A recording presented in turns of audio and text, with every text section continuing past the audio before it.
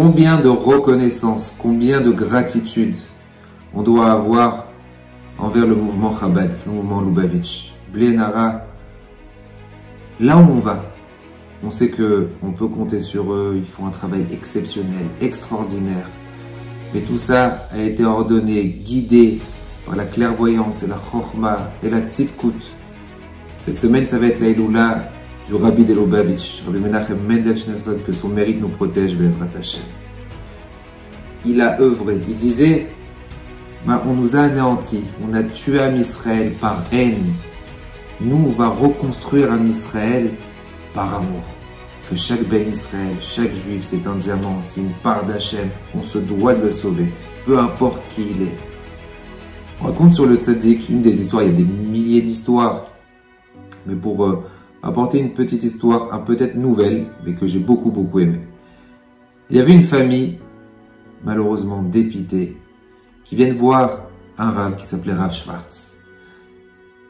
Et demande conseil auprès du Rav, s'il vous plaît, faites quelque chose. Notre fille est partie faire les études dans une école laïque et elle s'est amourachée, elle a rencontré une personne qui n'est pas de confession juive. Elle a décidé de se marier. Le Rav, bien entendu, prend le nom de la jeune fille et essaye de l'appeler. Elle ne répond pas. Au bout de quelques fois où c'est qu'il l'appelle, elle répond. Pas intéressée, elle le jette. Elle voulait pas discuter, il n'y a rien à faire, j'ai décidé de me marier. Le Rav prend quand même la décision d'aller la voir. Il va, il tape à la porte, il essaie de parler avec elle, mais il n'y a rien à faire. Il n'y avait rien à faire. Rav Schwartz décide d'aller prendre une bracha, de prendre conseil auprès de Rabbi Lubavitch. Il arrive chez le Rabbi, il lui expose le problème. Et le Rabbi lui dit, dis-lui qu'il y a quelqu'un à New York qui n'arrive pas à dormir à cause de cette situation. Alors, Schwartz dit, d'accord, je lui dis que ça. Dis-lui qu'il y a quelqu'un à New York qui n'arrive pas à dormir à cause de cette situation qu'elle va se marier. Alors, Schwartz demande au Rabbi, d'accord, mais si elle me demande mais comment il s'appelle, je vais lui dire quoi? Alors il lui dit, dis-lui Menachem Mendel, il n'arrive pas à dormir parce qu'elle va se marier avec quelqu'un et par l'avenir, elle va perdre ses valeurs, elle va perdre ses repères, elle ne réussira pas. Alors, comme le Rabbi a dit, alors il décide, il va, il tape à la porte et rien à faire, elle répond pas. Il la piste, il la cherche, il dit, regarde, je t'en supplie, donne-moi une seconde. Il la voit sur le chemin, il l'interpelle. Donne-moi une seconde, je t'en supplie. Il y a quelqu'un à New York qui n'arrive pas à dormir parce que tu vas te marier avec une personne qui n'est pas de ta confession et que tu vas détruire ton avenir. Il dit à New York, mais je connais personne à New York. Il fait, si, mais comment il s'appelle? Menachem Mendel Schneerson.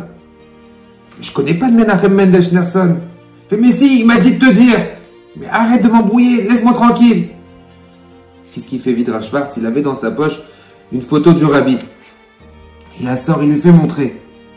La fille, elle regarde, elle se décompose.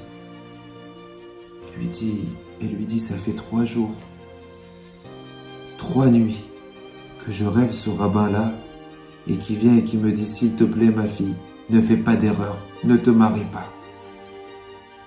Reste dans ta communauté. La fille, quelques jours plus tard, a décidé de s'arrêter. Elle ne s'est pas mariée. Et Baruch Hashem, elle a construit Beit Ne'eman Israël dans ses valeurs, dans sa Torah et dans ses objectifs spirituels. Mes chers amis, les histoires sur le Rabbi de Lubavitch, que son mérite nous protège, Be'ezrat Hashem, que son mérite tellement immense puisse rejaillir sur tout Am Israël, que Kadosh Baruch Hu, par son mérite, nous envoie Mashiach Tzidkenu, Bimera Be'amenu, Amen.